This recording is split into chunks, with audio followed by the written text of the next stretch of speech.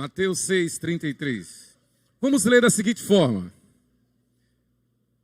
Primeiro as mulheres leem, depois os homens, e depois todos juntos leremos, tá? Então vamos ler assim, Mateus 6:33. Primeiro as mulheres.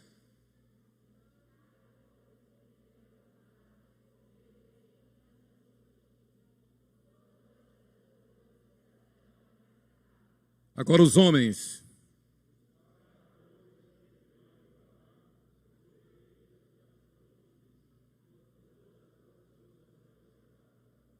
Todos juntos.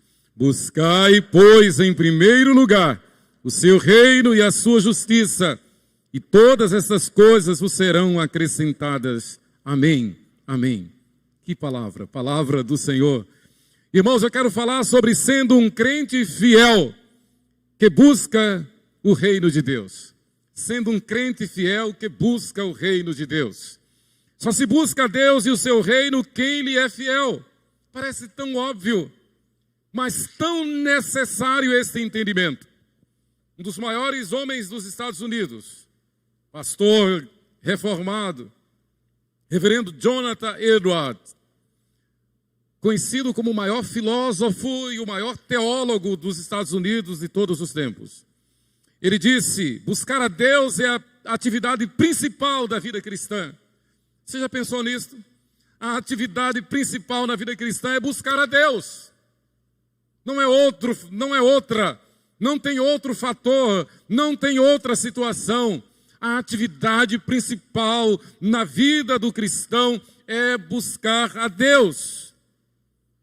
A principal súplica que nós podemos fazer nos foi dada, ministrada pelo nosso Senhor e Salvador Jesus Cristo. Na oração dominical, no Pai Nosso, Ele nos ensinou a dizer, venha o teu reino. Seja feita a tua vontade. Os irmãos podem imaginar a importância desta assertiva, desta oração. Venha, Senhor, o teu reino, faça-se a tua vontade. Os reinos do mundo passarão, o mundo passará, os projetos humanos findarão, mas o reino de Deus é sempre eterno. É de eternidade a eternidade. E Ele nos chamou, Ele nos libertou de pecadores para sermos santos e vivermos na perspectiva, vivermos na função do seu reino. Nós temos tantos projetos, nós temos tantos sonhos, nós temos tantas ideias, nós temos tantos desejos sérios, certos, nós não sabemos se vamos alcançá-los. Mas com certeza, sem dúvida alguma, o fiel que busca e vive em santificação pode sim afirmar que é herdeiro do reino de Deus. Que o reino de Deus, o reino celestial, o reino eterno é seu. E isso não é fuga. Isto não é escapismo, isto não é autoajuda, isto não é uma tentativa de se consolar no mundo hostil, isto é a realidade. Isto é a verdade. Nesta parte do Sermão do Monte, nosso Senhor Jesus está falando para não sermos ansiosos de coisa alguma. Que palavra imperativa, que palavra pertinente, que palavra atual, que palavra necessária em dias de tanta confusão, em dias de tanto dissabor, em dias de guerra, em dias de crise, em dias de pandemia, em dias de incertezas. O Senhor fala para nós e diz, não se preocupem com nada. Ao lado da nossa casa tem um terreno baldio, mato. De vez em quando eles capinam e tiram tudo. Mas nesses matos tem cada flor, uma mais bonita do que a outra. De todos os matizes, de todas as cores, lilás, vermelhas, amarelas, marrons, brancas, mato. E eu fico olhando, eu e Sheila, a gente fica olhando, é Deus quem cuida dessas flores. Quanto mais Ele cuida de nós, que maravilha! Então nosso Senhor Jesus garante que o discípulo fiel tem acesso aos tesouros celestiais. Isso não é utopia, isso não é vanglória, esta é a essência do Evangelho. Buscai, pois, em primeiro lugar o reino de Deus e a sua justiça, e as demais coisas os serão acrescentadas. E nós descansamos nesta palavra. Nosso Senhor Jesus, nesse mesmo sermão, no versículo 6 de Mateus 6, ele diz, falando de perto para nós, chamando-nos como que, olhando nos nossos olhos, num secreto da nossa vida, ele diz, tu, porém, quando orares, entra no teu quarto, e fechada a porta, orarás a teu pai, que vê em secreto, e te recompensará. O homem, ele só faz besteira por desobedecer a Deus. O homem, ele só tem dor de cabeça e traumas desse mundo, e sofre as agruras desse mundo, e se lamuria e se lamenta por falta de conhecer a Deus. A Bíblia manda que nós descansemos no Senhor. Lembra quando no mar encapelado, o mar é revolto, e aquela embarcação a ponto de ir a pique, e aqueles homens que estavam ali eram marujos, eram marinheiros de renomada, experientes, capazes, eles eram talentosos, mas eles estavam com medo. Eles sabiam que aquela embarcação não resistiria à fúria do mar bravio. Mas naquele barco estava quem? Jesus de Nazaré. E Jesus estava fazendo o quê? Dormindo. E aí o poeta, teólogo, escreveu este belo hino, mestre, o mar se revolta, as ondas nos dão pavor, o céu se reveste de trevas, não temos um Salvador? É uma pergunta de retórica do poeta. Claro, nós temos, Jesus está conosco, Jesus é conosco, Jesus é Deus conosco. Jesus está dizendo isso, busquem, pois, em primeiro lugar o meu reino, a minha justiça, as demais coisas serão acrescentadas. Deus cuida de nós, Ele nos satisfaz, a sua graça nos basta. Tasker, um grande comentarista, teólogo, comentando esse texto, ele diz, pela oração, o discípulo tem acesso aos tesouros celestiais que se acumulam conforme ele vai crescendo em perseverança e santidade. Todo o Sermão do Monte visa isto. Os 3 capítulos, Mateus capítulo 6, 7 e 8, constituem a base do Evangelho, a base do Novo Testamento, a base da nossa vida cristã. Orígenes, um dos pais da igreja, viveu entre 185 a 253 da nossa era. Comentando esse mesmo versículo, ele fez a seguinte paráfrase: pedi as grandes coisas, Orígenes, lá no século II, pedi as grandes coisas e as pequenas coisas vos serão acrescentadas. Podeis imaginar a importância desta palavra? É Jesus quem está dizendo. Orígenes, grande pregador, ele apenas está transmitindo a mensagem, ele está apenas falando a mensagem que Jesus nos diz, traduzindo. Pedi as grandes coisas e as pequenas coisas vos serão acrescentadas. Pedi as coisas celestiais e as terrenas vos serão dadas também. Nós somos prova disso, nós somos testemunha disso. Imagine se o Evangelho da Graça não tivesse nos alcançado, onde estaríamos nós? Imagine se nós não tivéssemos sido alcançados pelo Evangelho da Graça. Imagine se os pioneiros não tivessem chegado a Riachão do Dantas, reverendo Neemias. E numa determinada época a cidade de Riachão quase que foi toda presbiteriana. Eu era criança e eu ouvia os pregadores dizerem: Riachão do Dantas é chamada a Antioquia Sergipana, porque a igreja cresceu e de Riachão saíram muitos fiéis servos de Deus, muitos pastores, assim como o reverendo Neemias.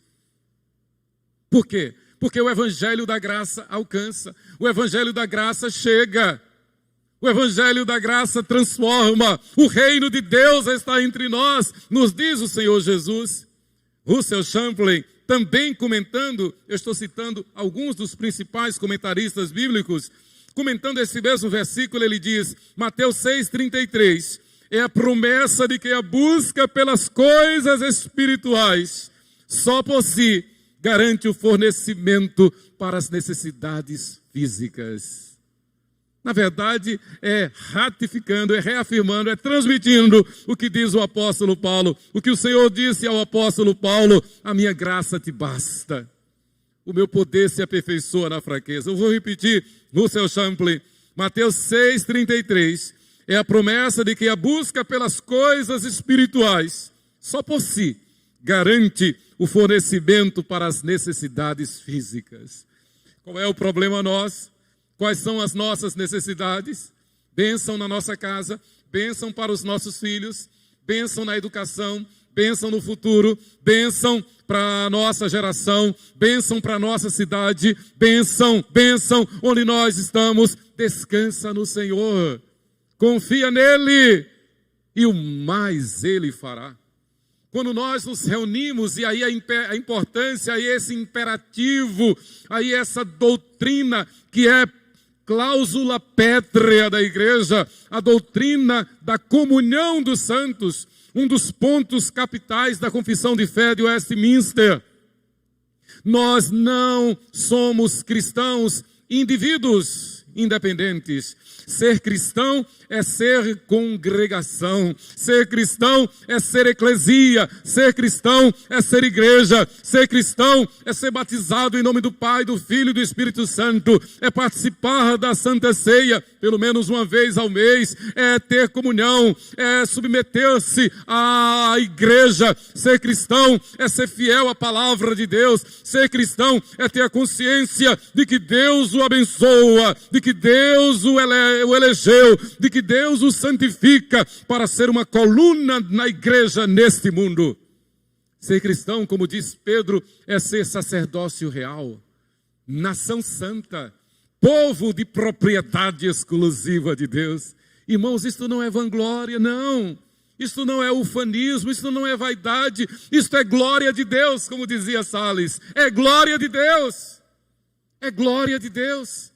E nós somos esses instrumentos, nós somos esses instrumentos nas mãos de Deus, através dos quais Ele manifesta a fragrância do seu poder, Ele manifesta o bom perfume de Cristo. E eu gosto demais dessas expressões paulinas, e Paulo diz ainda que nós somos embaixadores de Deus neste mundo. Louvado seja nosso Senhor. O Sermão do Monte é reconhecidamente o maior tratado de teologia e de ética já dados ao homem. Não existe, isso é reconhecido na cultura universal, na cultura secular. O Sermão do Monte é o maior tratado de ética de todos os tempos. Não tem Código de Hammurabi, não tem o Iluminismo, não tem Renascimento, não tem. É o Sermão do Monte, o maior tratado de ética. É chamado de a Lei Áurea. Aqui Jesus resume toda a Bíblia, todos os mandamentos num só. Amar a Deus sobre todas as coisas e ao próximo como a si mesmo.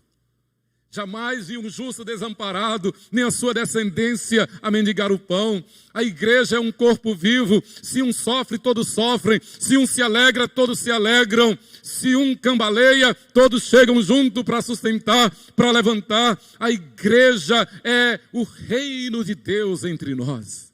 A igreja é o corpo vivo de Cristo. Nós fomos chamados para ser partícipes, membros uns dos outros. E na sua santa pedagogia, o apóstolo Paulo diz, olha, um membro não pode ser cortado do corpo, sob pena de todo o corpo sofrer. Então nós pelejamos, nós lutamos para que um membro não seja cortado. Porque todo o corpo depende de cada membro. Nós somos, Alain, Neemias, Jó, Wellington, nós somos membros desse corpo. E vivemos em função desse corpo que é o reino de Deus.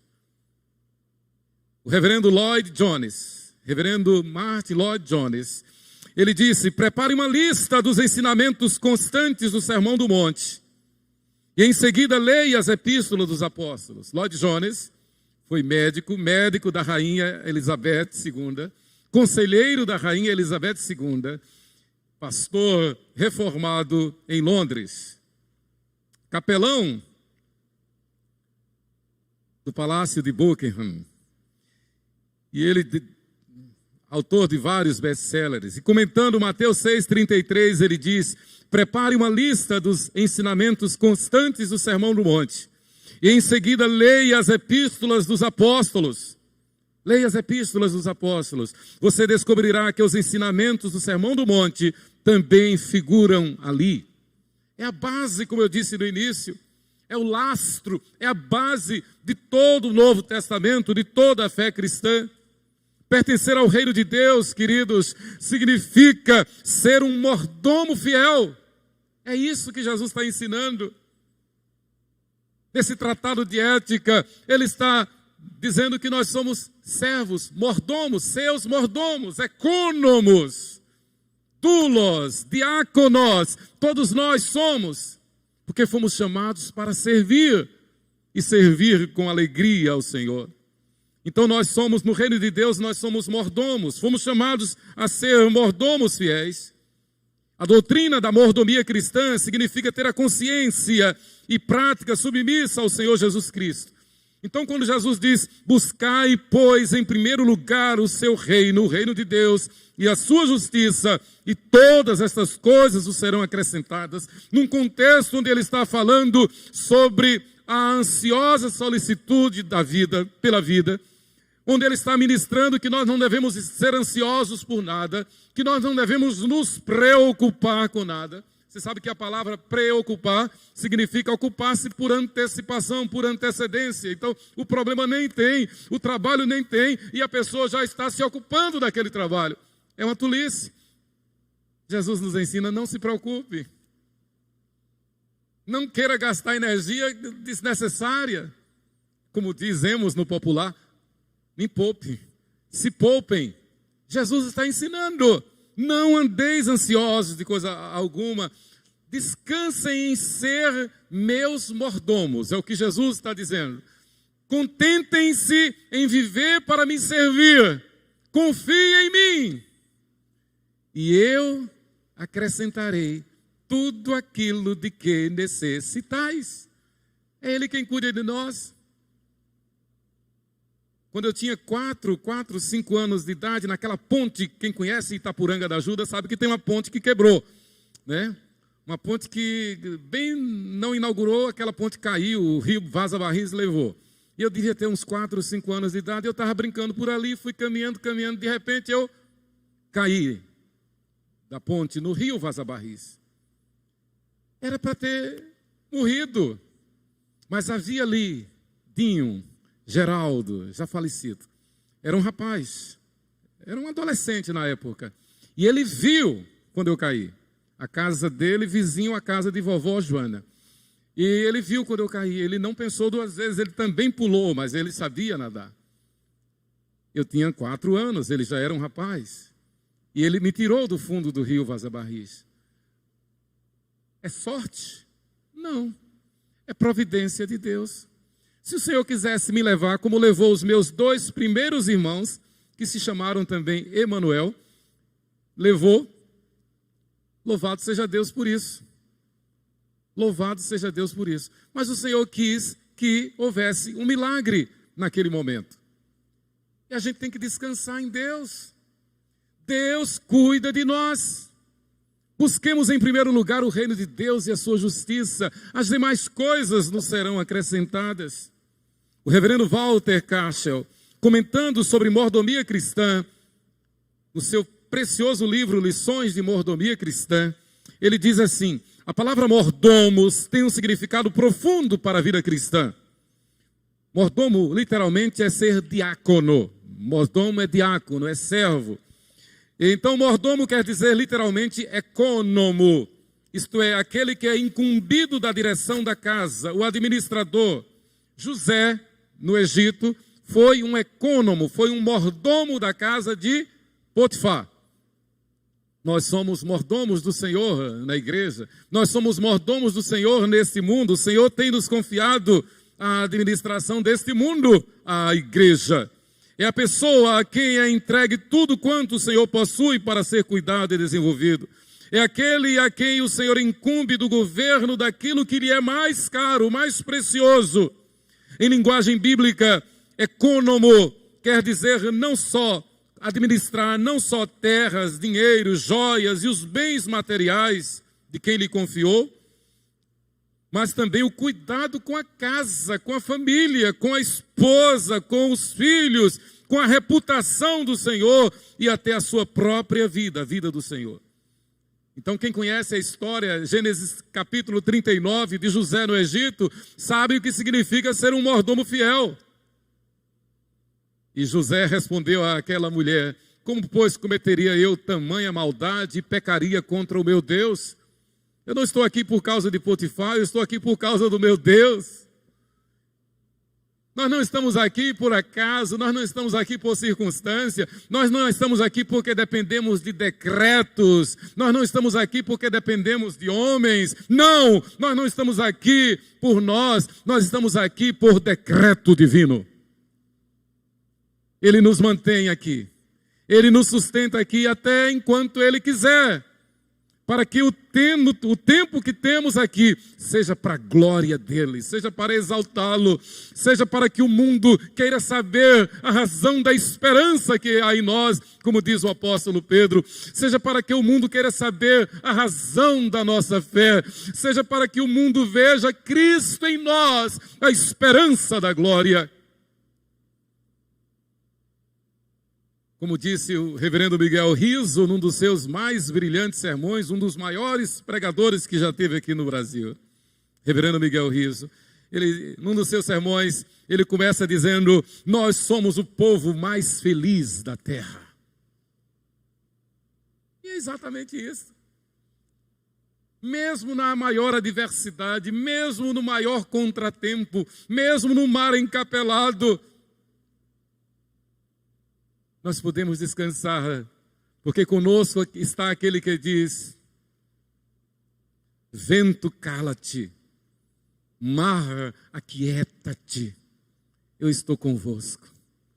Descansa no Senhor, descansa no Senhor, confia no Senhor. Então, ser mordomo é viver em função do Senhor. Queridos, ter consciência de ser um mordomo de nosso Senhor Jesus Cristo é pré-requisito indispensável para uma vida que agrade a Deus, que é uma vida de santidade e de santificação. Eu vou falar e eu pediria aos irmãos que, por favor, repitam comigo. Ser um mordomo cristão é pré-requisito indispensável para uma vida de santidade, para uma vida de santificação, para se viver o reino de Deus. Diga comigo: eu quero ser um mordomo fiel.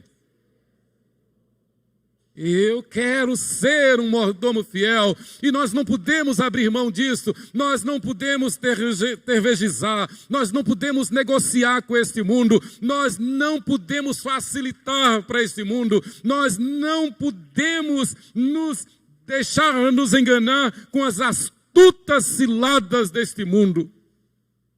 Este mundo que jaz no maligno, que se transforma em anjo de luz, para, se possível, enganar os próprios eleitos.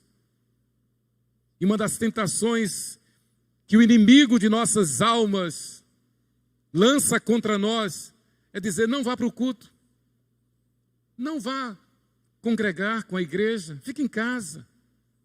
Você não precisa ter compromisso não queira cargo na igreja. Tentação do diabo. Não vá para a escola dominical. Acompanhe em casa, fique em casa. Isto é uma praga, isto é uma peste. Isso é pior do que qualquer pandemia do corpo, porque mata a alma. Afasta da comunhão com Deus. A pior coisa que pode haver ao ser humano é perder a comunhão com Deus. O caso de Jó, uma das pessoas que mais sofreu neste mundo, a grande lição de Jó é que, a despeito da provação, e Deus permitiu que ele fosse moído, Deus permitiu que ele sofresse as piores agruras. A grande lição de Jó é que em nenhum momento ele se revoltou contra Deus. Em nenhum momento ele blasfemou contra Deus. Em nenhum momento ele se desesperou. Pelo contrário, ele disse: eu sei que o meu Redentor vive, e por fim levantar-se-á sobre toda a terra. Ele não guardou rancor em absoluto. Pelo contrário, a Bíblia diz que enquanto Jó passou a orar pelos seus amigos, muito amigos entre aspas, o Senhor Deus restituiu em dobro tudo aquilo que Jó houvera perdido. É um exemplo, é uma lição. O livro de Jó não está na Bíblia por acaso. O livro de Jó está na Bíblia para fazer-nos entender a importância de buscar o reino de Deus em primeiro lugar. Eu fico imaginando Jó lá abandonado, desprezado, fora dos muros da cidade. O sofrimento era tão grande que ele procurava atenuar a dor se raspando com um caco de telha. Fétido, abandonado pela esposa, abandonado pelos amigos, condenado à morte, um mulambo. Mas em nenhum momento Jó se revoltou contra Deus. Eu sei em quem tenho crido. O meu Deus é Deus comigo. O meu Deus é Deus presente. Ele cuida da nossa vida pessoal, Ele cuida dos nossos sentimentos, Ele cuida dos nossos objetivos, Ele cuida da nossa casa, Ele cuida dos nossos filhos, Ele cuida da nossa vida conjugal. Se não fora o Senhor que estivesse conosco, já de há muito nós teríamos sido destruídos. Ele põe em ordem a nossa casa, Ele põe em ordem o nosso casamento, Ele põe em ordem a nossa vida. Ele faz andar com que andemos altaneiramente nesse mundo. É Ele quem cuida de nós, Ele que nos sustenta. Então, irmãos, sabendo disto, a santificação forma um crente fiel que busca o reino de Deus. Diga comigo, a santificação forma um crente fiel que busca o reino de Deus. Então a santificação é um dom de Deus, é uma dádiva de Deus. Ele está injetando santificação em nós. Ele está derramando santificação em nós. Agora na casa nova, então, a casa nova tem que ter um jardim. É obrigação lá, é pré-requisito indispensável do condomínio. Tem que ter um jardim, e é um jardim grande, tem que ter muita grama, tem que ter uma cerca viva. E nós tínhamos que fazer uma viagem para fazer a manutenção nos dentes com a doutora Rebeca lá em João Pessoa. E aí eu fiquei pensando, e agora, como é que vai ser? Quem que vai molhar? E o que o rapaz que colocou o jardim, colocou a grama, mais recomendou foi que tem que molhar 2 vezes por dia, sem cessar, todos os dias 2 vezes por dia. Como é que vai ser agora? E eu fiquei preocupado demais. Essa grama vai morrer. Foi caro, aquela grama foi cara, porque foram quase 200 metros de grama. E a cerca viva, tudo muito caro. E agora? Mas aí eu fui pesquisar e vi que tem o temporizador. Instala o temporizador lá na torneira, marca o tempo que você quer que ele abra, acione, e coloquei lá, mas não deu tempo de fazer o teste. Eu coloquei na noite véspera da viagem e viajamos. Mas quando voltamos, 8 dias depois, a grama estava verde, bem regada. Funcionou o trem, funcionou o dispositivo. E aí, meditando nessa mensagem, eu me lembro, eu comparo que Deus, independente de nós, Ele tem um dispositivo que derrama sobre nós pastos verdejantes, que refrigera a nossa alma. independente de nós. A Bíblia diz em Isaías 64 que Ele trabalha para nós mesmo quando estamos dormindo. Deus tem esse dispositivo que nos alimenta, que rega a nossa alma, que rega o nosso espírito. Deus tem esse dispositivo que funciona e não nos deixa fenecer, não nos deixa perecer, não nos deixa embrutecer, não nos deixa cair em tentação, porque Ele é o nosso Senhor. Ele cuida de nós. A santificação forma um crente fiel que busca o reino de Deus, em primeiro lugar, pelo chamado divino. Diga assim: Deus me chamou. Eu creio que Ele me chamou. Aleluia. E Ele nos chamou para sermos santos. O chamado divino não é outro senão que reconheçamos que Jesus Cristo é o nosso único Senhor e suficiente Salvador. E é importante essa distinção: único Senhor e suficiente Salvador. Significa que não há necessidade de outrem. Ele nos chamou para reconhecer e aceitar que o sacrifício do Cristo, do ungido, do Messias, na cruz do Calvário, foi por causa dos nossos pecados.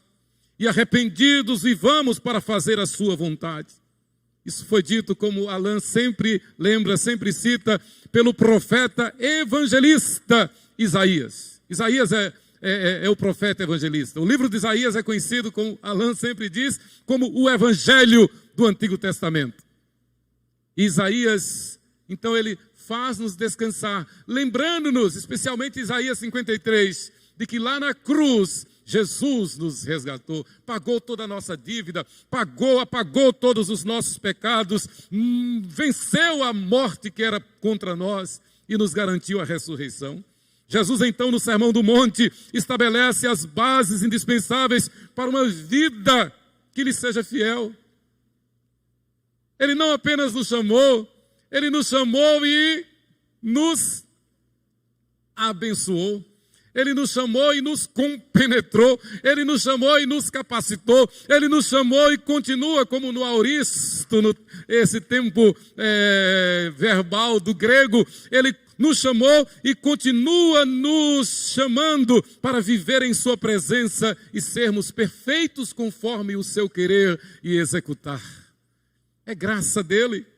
O reverendo Hernandes Dias Lopes, em Dinheiro, a prosperidade que vem de Deus, ele assim nos ensina, falando sobre mordomia, lembrando-nos de que nós fomos chamados para servir ao Senhor. Então Hernandes diz: não somos donos do dinheiro, nada trouxemos ao mundo, nem nada dele levaremos.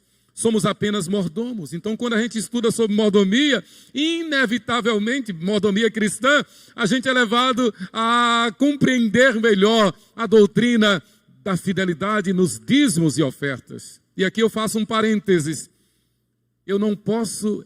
Não dá para entender um membro da igreja que não seja dizimista fiel. Segundo, não dá para entender um membro da igreja que não se identifique como dizimista fiel. É compromisso, é dever, tem que se identificar. Lembra das parábolas que Jesus contou sobre os talentos? E Jesus mostrou que conhece cada um. A este eu dei 10, a este eu dei 5, a este eu dei 1. Somos identificados pelo Senhor. E quem é fiel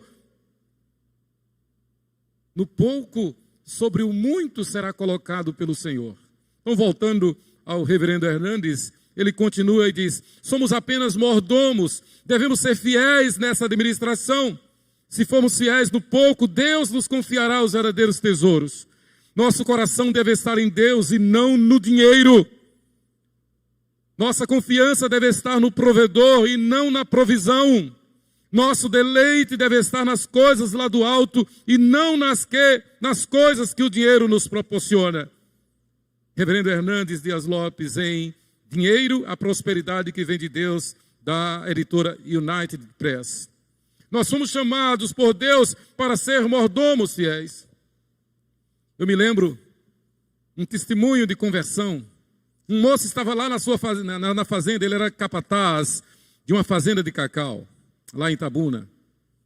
E ele deu esse testemunho várias vezes, deu no dia da sua profissão de fé. E ele estava em casa num sábado à noite. E ele sentiu a vontade de conhecer a Deus. E no domingo, cedo, ele pegou o carro e foi para Itabuna. Foi procurar uma igreja. E logo na entrada da cidade, ele viu um templo assim, tem um morro assim, e um templo. E por uma questão de ética, eu não vou falar o nome desse templo. Aí ele foi lá. E prontamente ele entendeu, não, aqui não é. Aqui não.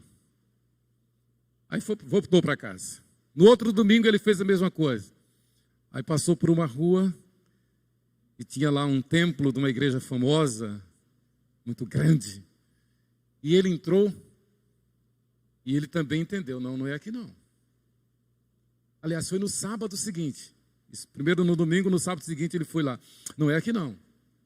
Aí ele desceu e disse, eu vou a pé procurar se tem outra igreja por aqui. Passou na frente, Avenida Inácio Tosta Filho, número 170, estava havendo o culto dos jovens, da mocidade da nossa igreja. E os jovens, sabiamente, alguns jovens, o culto estava acontecendo e alguns jovens estavam ali na porta, justamente para convidar pessoas a entrarem. E ele disse que bem não se aproximou da porta da calçada do templo, uns jovens chegaram para ele e disseram, boa noite, seja bem-vindo em nome de Jesus, o senhor é convidado a entrar. Resultado, ele entrou para nunca mais sair. Foi chamado por Deus.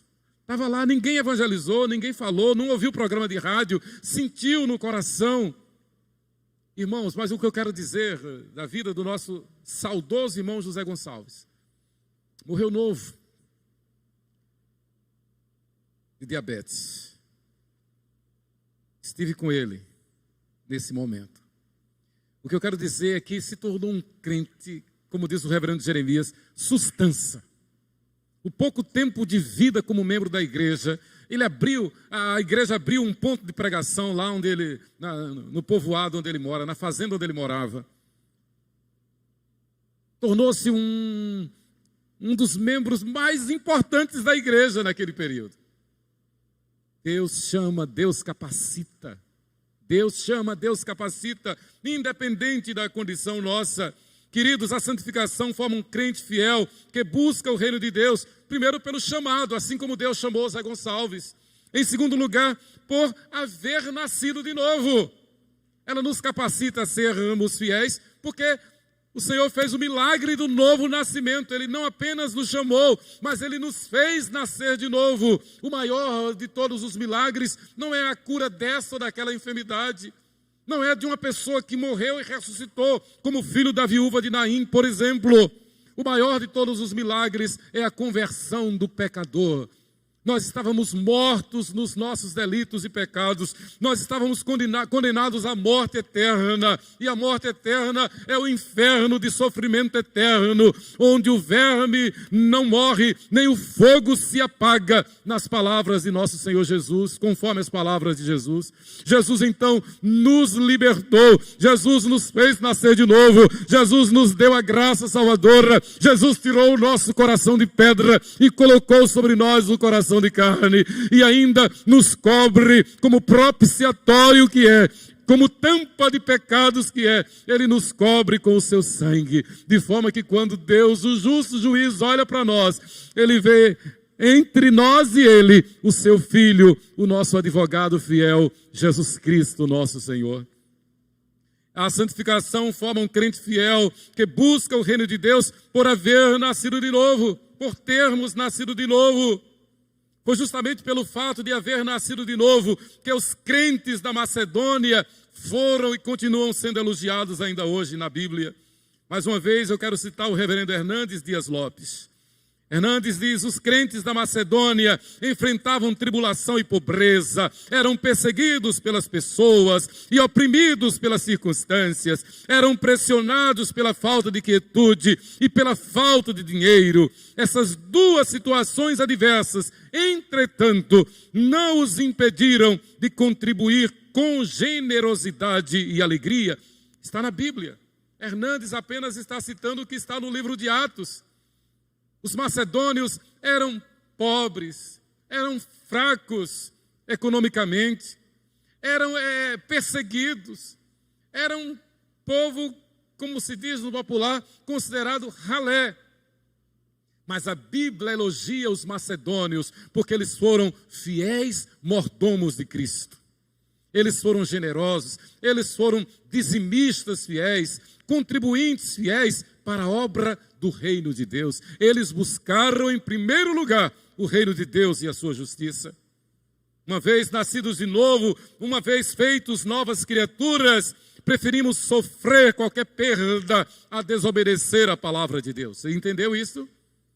Uma vez que nós nascemos de novo, que somos novas criaturas, preferimos sofrer qualquer perda a transgredir, a desobedecer, a macular o reino de Deus. O reino de Deus acima de tudo. O reino de Deus acima de tudo.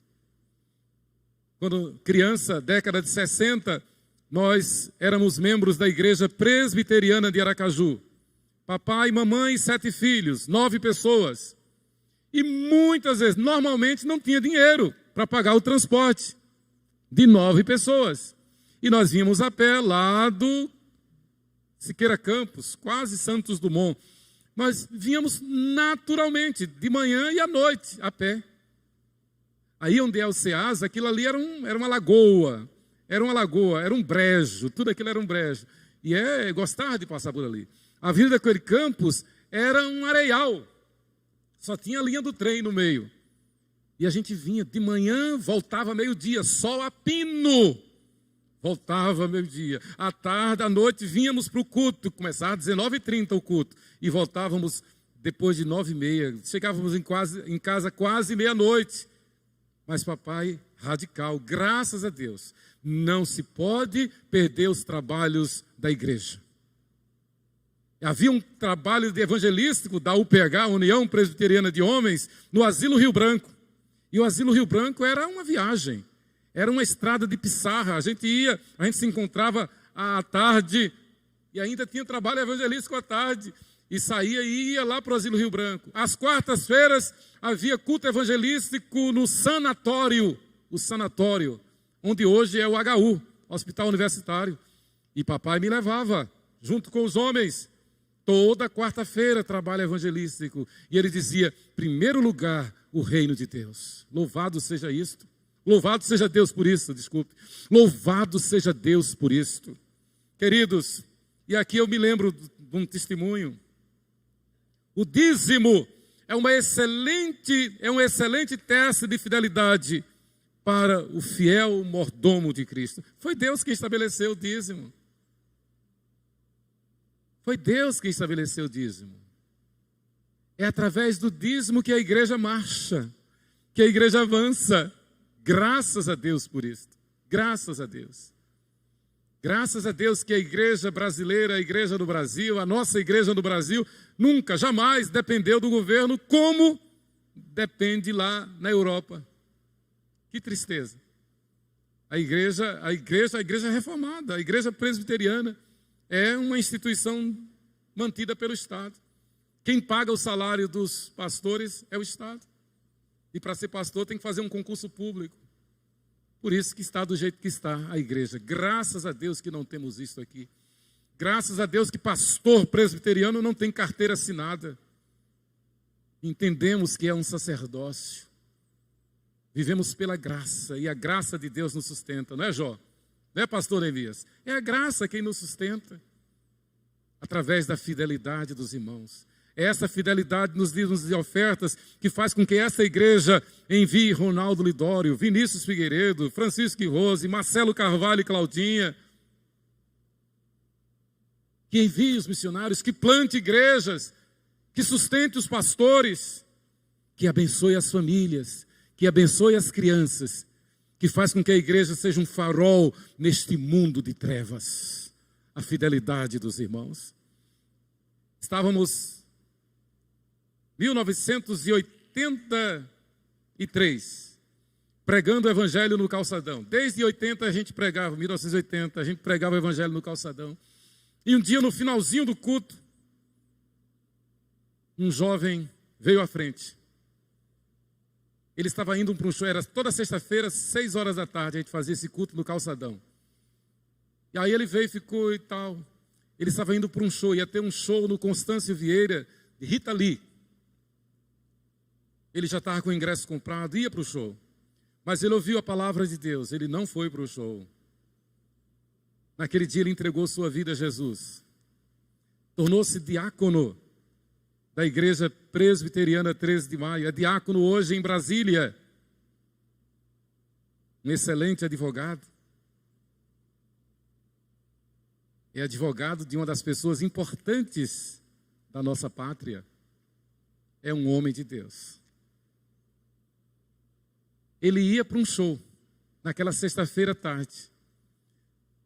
Mas naquela sexta-feira à tarde, ao invés de ir para o show, ele ficou no culto.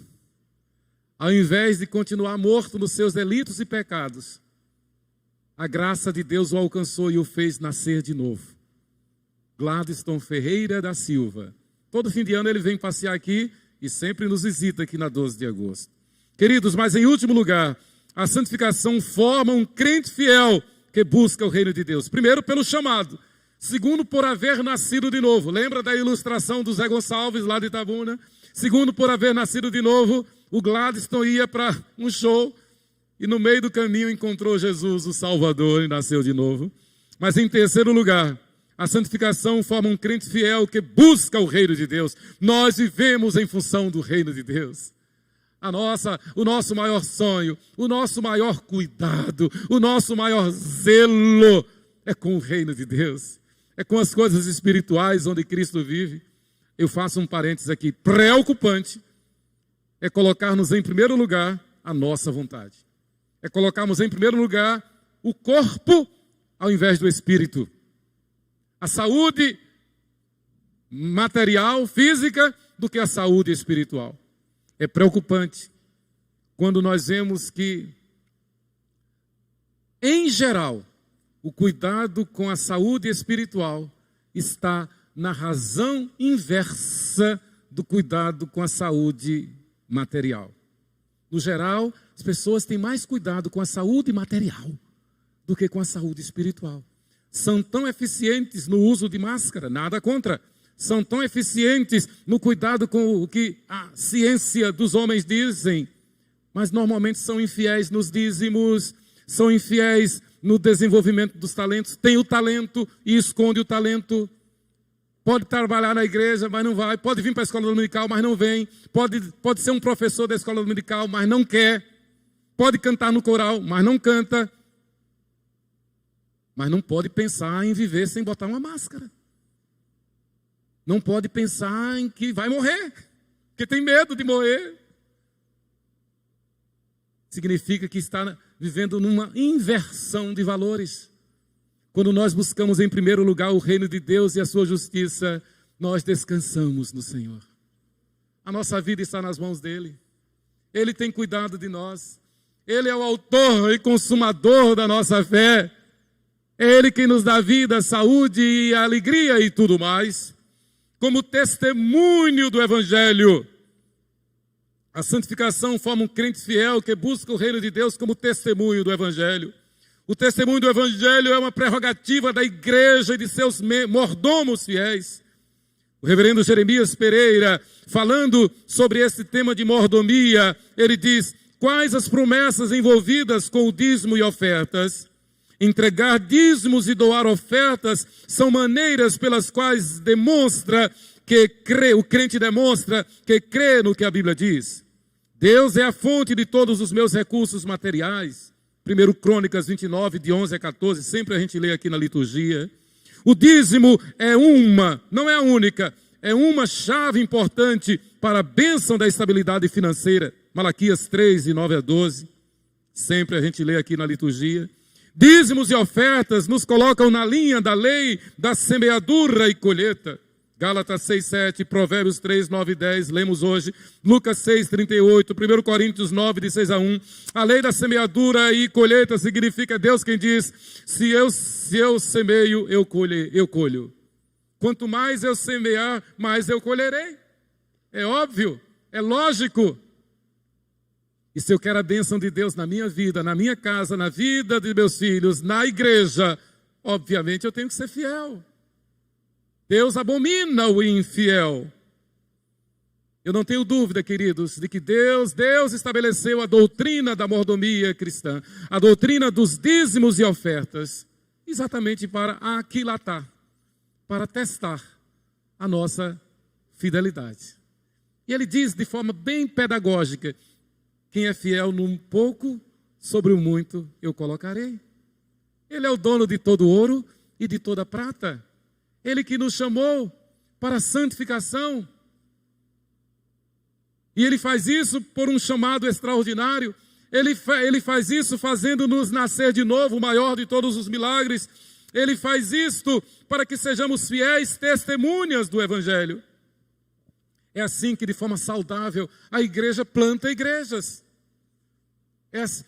Foi assim que a igreja plantou a igreja lá em Glória, a igreja lá no Parque São José, a igreja na Barra dos Coqueiros, a igreja em Aruana. Há tantas igrejas através do Projeto Sertão, aí com o reverendo Neemias, Astolfo, Abraão, esses gigantes da fé, plantando igrejas graças à fidelidade, enviando os missionários, despertando vocações. Nós temos pelo menos 2 vocações sendo despertadas, de adolescentes que chegaram e disseram: pastor, eu quero ser pastor, eu quero ir para o seminário. E nós respondemos: estude, faça um curso superior e depois venha para que seja enviado ao seminário. É uma ordem boa, salutar, né? Prepare-se, esmere-se. E nós vamos acompanhando, colocando para ministrar de vez em quando, colocando para dirigir o culto, colocando para pregar de vez em quando nos trabalhos de mocidade e adolescentes. Queridos, eu quero concluir. A santificação forma um crente fiel que busca o reino de Deus. E aí nós nos descansamos no Senhor. Nós nos alegramos no Senhor. Porque o Senhor nos chamou com este propósito. Para sermos santos como Ele quer que nós sejamos. Como viver e agradar a Deus então? Sendo um crente fiel que busca o reino de Deus em santificação. Não basta dizer: eu quero participar do reino de Deus, eu quero ser a igreja, mas sim, eu quero ser santo como Deus quer que eu seja. É o tema da nossa igreja para este ano. Santificação, seguir a paz com todos, e a santificação sem a qual ninguém verá o Senhor. E aí o Senhor estabeleceu este dispositivo da mordomia cristã, que é um teste que aquilata o nível da nossa fidelidade. Lembrando que somente os fiéis serão aprovados. Não tem mais ou menos fiel. Não tem 99,99 fiel. Ou é 100% fiel, ou é infiel. Deus nos chamou para sermos mordomos fiéis. A ilustração, talvez, do mais famoso mordomo na Bíblia, que é José do Egito, ela é enigmática. Você conhece a história de José? Humanamente, ele teve tudo para cair na tentação. E a Bíblia desenha com cores vívidas o quadro. Diz que José era um moço bonito, de belo porte, atraente, formoso. E diz que a mulher de Potifar, da mesma forma, era formosa, bela, insinuante. Mas a palavra está em Gênesis 39:9, quando José responde: como, pois, cometeria eu tamanha maldade e pecaria contra o meu Deus? Quando nos lembramos de que somos mordomos e que o Senhor nos chamou para ser santos, aí quando vem a tentação de não devolver a Deus aquilo que é de Deus, seja qual for o salário, seja qual for o rendimento, seja qual for a pensão, seja qual for a aposentadoria, 10%, como diz a Bíblia, não é nosso, é de Deus. A primeira saída daquilo que nós recebemos mensalmente é o dízimo. É o dízimo. Então, quando o inimigo, a serpente, assoprar no nosso ouvido, não entregue o dízimo, devemos nos lembrar de José. Como, pois, cometeria eu tamanha maldade e pecaria contra Deus? Não entregar o dízimo é a mesma coisa que se deitar com a mulher de Potifar. É prostituir-se, é adulterar Adulterar é transgredir. Adulterar é trocar o certo pelo errado. Então, se chega a hora de entregar o dízimo e eu não entrego, eu estou sendo infiel, eu não estou me santificando. Pelo contrário, eu estou cometendo uma torpeza. Queridos, o Senhor nos chamou para ser santos. Isso Ele faz pelo chamado especial. Isso Ele faz pelo milagre do novo nascimento. Isso Ele faz capacitando-nos a sermos fiéis testemunhas do Evangelho. Que Deus nos abençoe. Que Deus nos ilumine.